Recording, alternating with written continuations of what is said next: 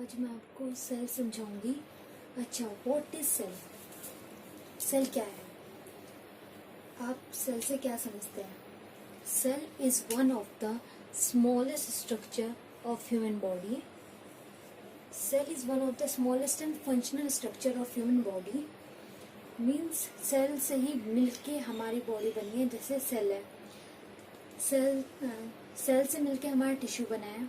मतलब group of cell is called tissue. Tissue से organ बनाए, मतलब group of tissues is called organ. इसमें वेरियस टिश्यूज प्रेजेंट होते हैं। ऑर्गन जैसे स्टमक, ब्रेन, हार्ट। और ऑर्गन से सिस्टम बना है। सिस्टम मतलब रेस्पिरेटरी सिस्टम, सर्कुलेटरी सिस्टम। और फिर सिस्टम से हमारी ह्यूमन बॉडी बनी है।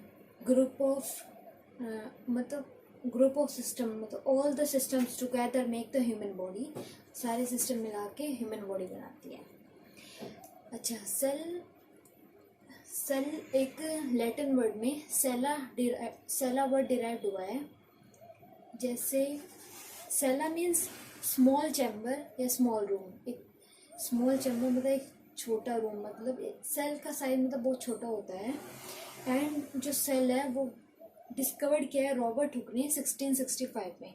Cell discovered by Robert Hooke in 1665। There are two type of cells, eukaryotes and prokaryotes. Eukaryote मतलब विद न्यूक्लियस, जिसमें न्यूक्लियस होता है। एंड प्रोकैरियोट मतलब जिसमें न्यूक्लियस नहीं होता है, विदाउट न्यूक्लियस। अच्छा, मैं आपको अब एक फ्लो चार्ट बनाती हूँ। उससे आप आसानी से समझ जाओगे कि सेल क्या है और सेल के जितने भी पार्ट्स हैं वो उसमें आ जाएंगे। आप सेल के बारे में सब समझ जाओगे। अच्छा, ये सेल का फ्लो चार्ट है। अब मैं आपको एक एक करके सेल के बारे में समझाती हूँ। सेल के कितने टाइप्स होते हैं। ये सेल 3 टाइप्स के होते हैं। Cell membrane, cytoplasm, nucleus. Cell membrane. अच्छा, अब सेल मेम्ब्रेन के बारे में बताती हूँ। सेल मेम्ब्रेन को प्लाज्मा मेम्ब्रेन भी बोलते हैं। Cell membrane is also known as plasma membrane.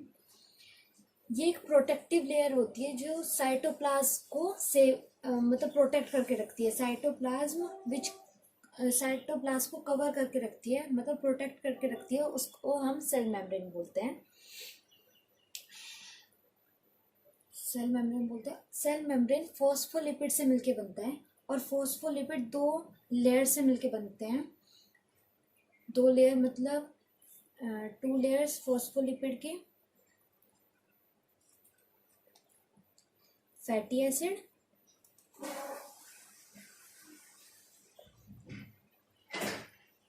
Bilateral layer. ये 2 फॉस्फोलिपिड है। ये 2 लेयर है फॉस्फोलिपिड्स के। किसके? फॉस्फोलिपिड्स के।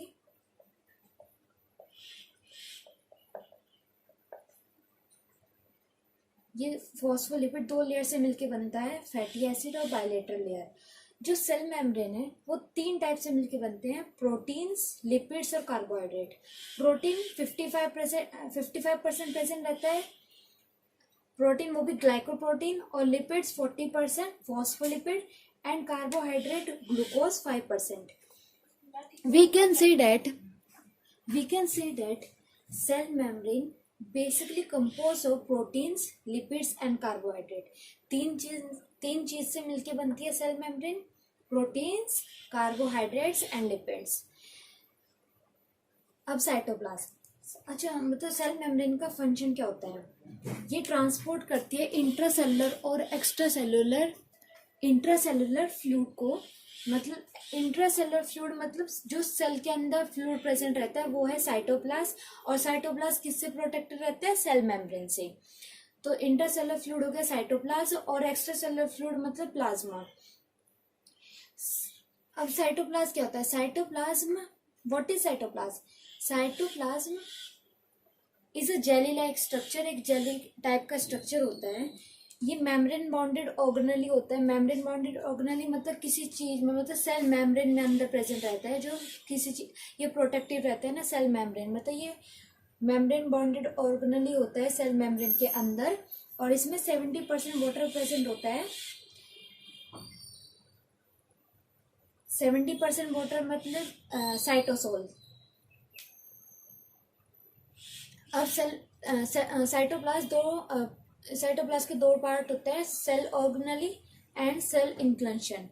सेल ऑर्गेनली जिसमें न्यूक्लियस प्रेजेंट होते हैं मेनली, वही जिसके अंदर सेल के अंदर न्यूक्लियस प्रेजेंट होते हैं, सेल ऑर्गेनली।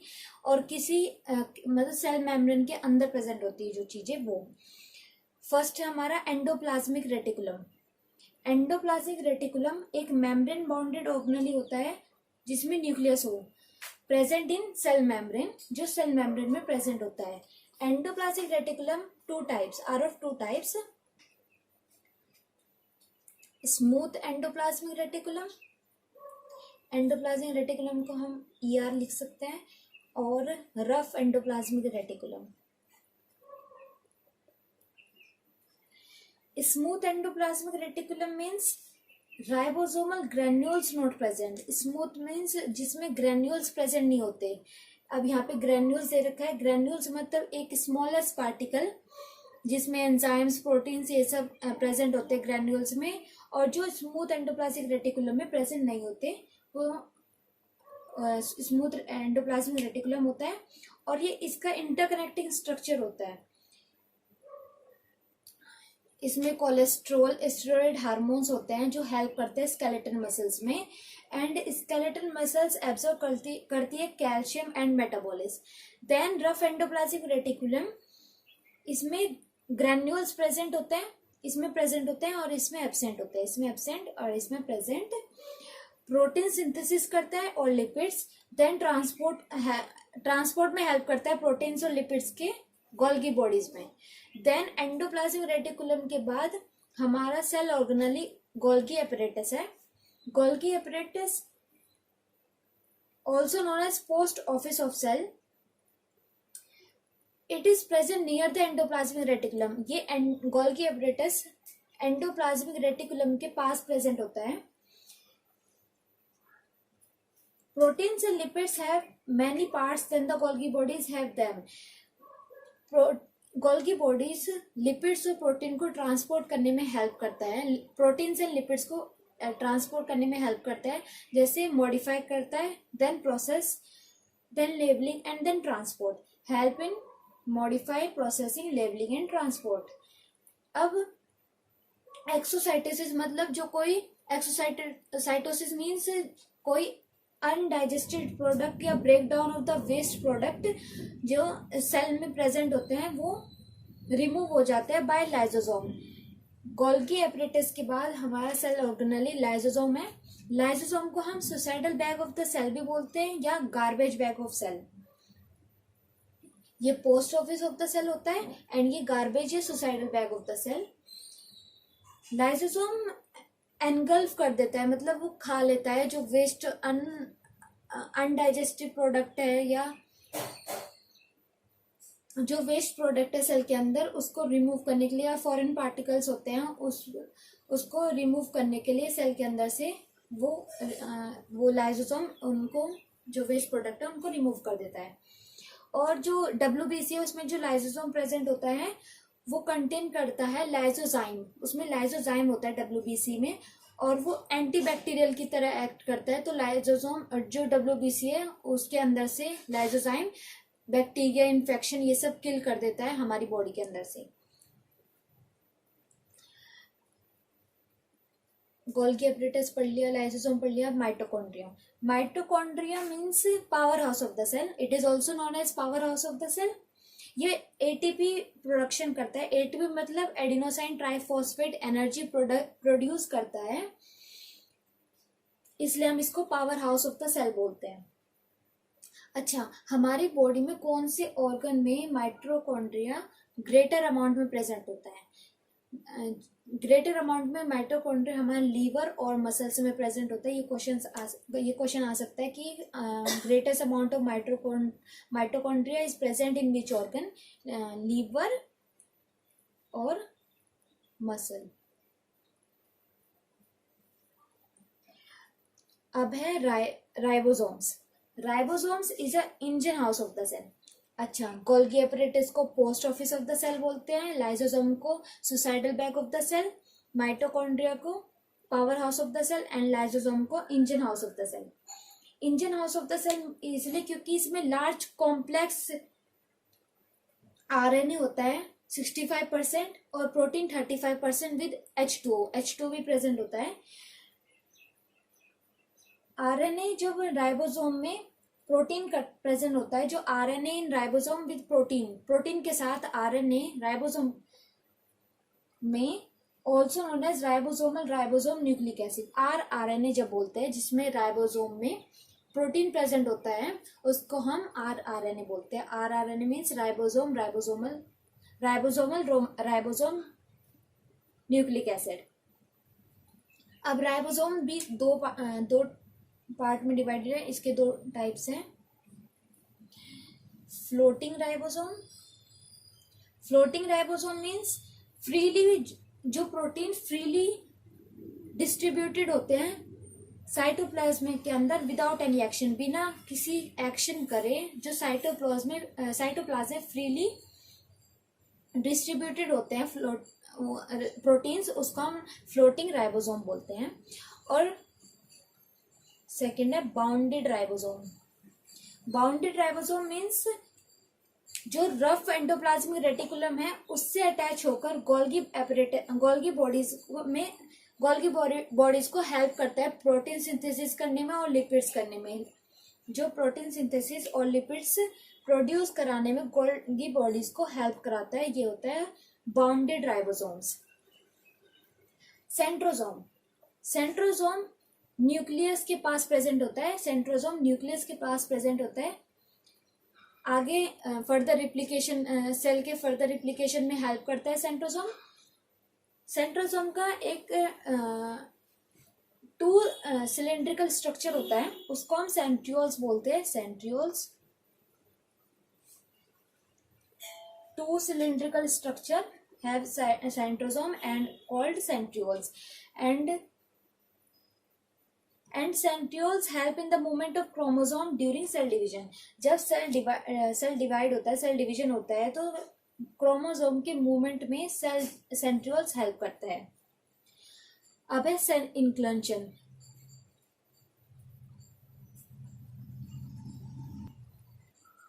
अच्छा, सेल इंक्लंशन मीन्स जिसमें वेरियस न्यूट्रिएंट या पिगमेंट फाउंड होते हैं विद इन द सेल के अंदर कोई न्यूट्रिएंट या पिगमेंट फाउंड होते हैं।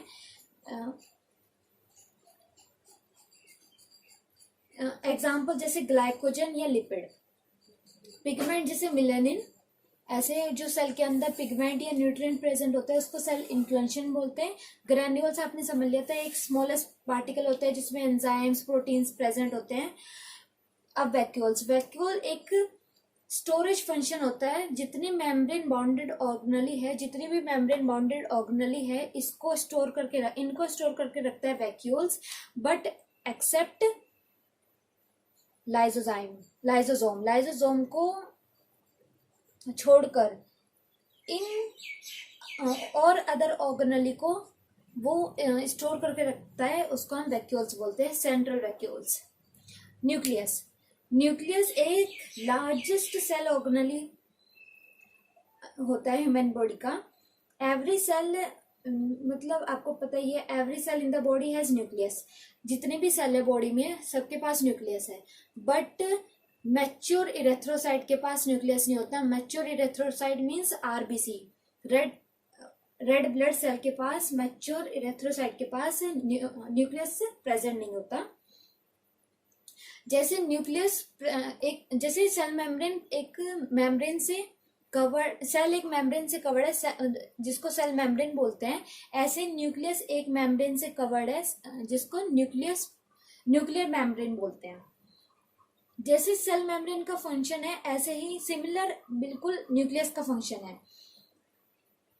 न्यूक्लियर मेम्ब्रेन एक डबल लेयर्ड स्ट्रक्चर होता है न्यूक्लियस के अंदर। न्यूक्लियर मेम्ब्रेन है जो न्यूक्लियस को कवर करके रखता है, न्यूक्लियर मेम्ब्रेन, ये डबल लेयर्ड स्ट्रक्चर होती है। जैसे न्यूक्लियर मेम्ब्रेन 3 कंपाउंड से मिलके बनी है, न्यूक्लियोप्लाज्म, न्यूक्लियोलस एंड क्रोमेटिन। ये 3 टाइप है न्यूक्लियर मेम्ब्रेन के। जो न्यूक्लियोप्लाज्म है, एक विस्कस फ्लूइड प्रेजेंट होता है न्यूक्लियस के अंदर, उसको न्यूक्लियोटाइड बोलते हैं। न्यूक्लियोटाइड मतलब विस्कस फ्लूइड। जैसे सेल मेम्ब्रेन के अंदर एक फ्लूइड प्रेजेंट होता है साइटोप्लाज्म, ऐसे न्यूक्लियस में एक फ्लूइड प्रेजेंट होता है विस्कस फ्लूइड, उसको हम न्यूक्लियोटाइड बोलते हैं, न्यूक्लियोटाइड। न्यूक्लियस, न्यूक्लियस मीन्स जो कंटेन करता है RNA and rRNA, ribosomal ribonucleic acid contain करता है और राइबोन्यूक्लिक एसिड कंटेन करता है। रेस्पॉन्स करता है for the production protein for the chromosome, मतलब प्रोटीन के प्रोडक्शन को और आगे बढ़ाने के लिए प्रोटीन प्रोड्यूस करता है, protein more production of protein ribosome से प्रोटीन की प्रोडक्शन को हेल्प कराता है, ये कि मोर प्रोडक्शन, प्रोटीन का प्रोडक्शन ज्यादा कराता है राइबोसोम से, इसको हम न्यूक्लियस बोलते हैं। क्रोमेटिन जब सेल डिवीजन होता है हमें एक थ्रेड लाइक स्ट्रक्चर दिखाई देता है। क्रोमेटिन एक थ्रेड लाइक स्ट्रक्चर होता है।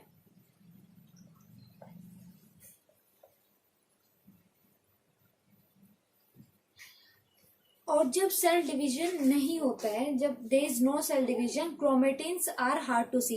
क्रोमेटिन्स हमें बहुत मुश्किल से दिखाई देते हैं। क्रोमेटिन एक थ्रेड लाइक मटेरियल होता है and it is made up of large amount of DNA.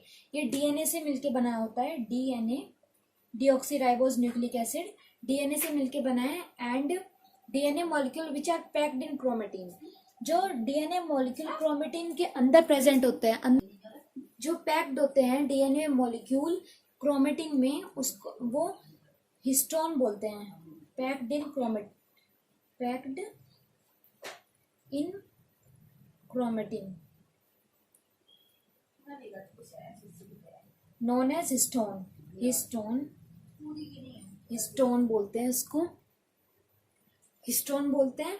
And histone is a protein complex. Histone में प्रोटीन प्रेजेंट होता है which help in transfer of characteristics from DNA to various cell. जो histone एक protein complex होता है जो help कराता है कैरेक्टरिस्टिक्स को फ्रॉम डीएनए से सेल में ट्रांसफर कराने के लिए। डीएनए से सेल में कैरेक्टरिस्टिक्स ट्रांसफर कराने के लिए हिस्टोन हेल्प करता है। मैं आपको सेल के ऊपर कुछ क्वेश्चंस कराऊंगी। Question first, which of gives shape to the cell? Cell को शेप कौन देता है? प्रोटोप्लाज्म, साइटोप्लाज्म, न्यूक्लियस या plasma membrane?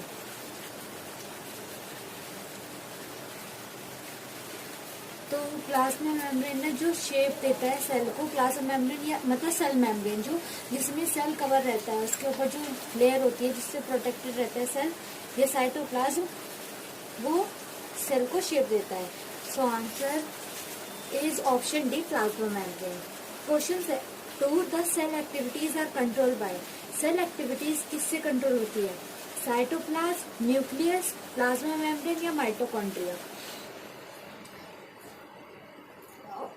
The answer is option B, nucleus. Nucleus से सेल की एक्टिविटीज कंट्रोल होती है। Question 3, who invented an advance microscope? Advance microscope किसने इन्वेंट किया है? Newton, J Thomson, Robert Brown या J Purkinje? So answer is option C, Robert Brown. Robert Brown ने एक एडवांस्ड माइक्रोस्कोप इन्वेंट किया है। Question 4, are called suicidal bags of the cell. इनमें से suicidal bag of the cell कौन किसे बोला जाता है? Option A, lysosome, ribosome, Golgi bodies या माइटोकॉन्ड्रिया? तो राइबोसोम को तो हम engine house of the cell बोलते हैं, तो ये ऑप्शन नहीं है।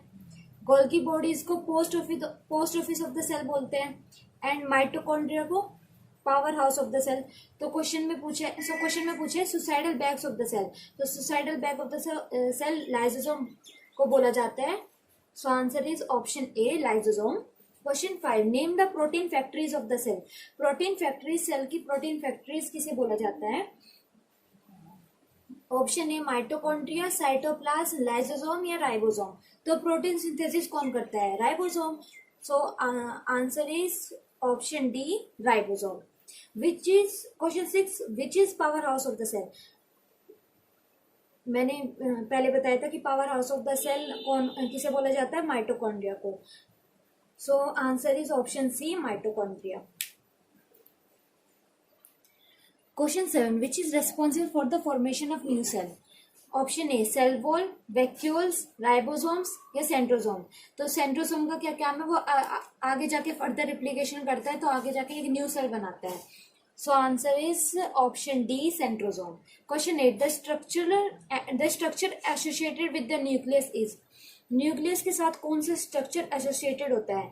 Option A nucleoplasm, B nucleus, C chromatin या ऑल ऑफ द अबव। तो इसमें न्यूक्लियस के साथ तीनों चीज होती है, nucleoplasm, nucleus and chromatin. So answer is option D, all of the above. Question 9, the spherical organelle which control the activities of cell. Option A Golgi bodies, ribosome, nucleus, lysosome. तो spherical control cell की activities कौन सा spherical organelle control करता है? तो spherical organelle तो nucleus होता है। So answer is option. Question 10, structure and functional unit of living organism is. Option A nucleus, cell, mitochondria या ribosome. So structure and functional unit of living organism को cell बोलते हैं। So answer is option B, cell.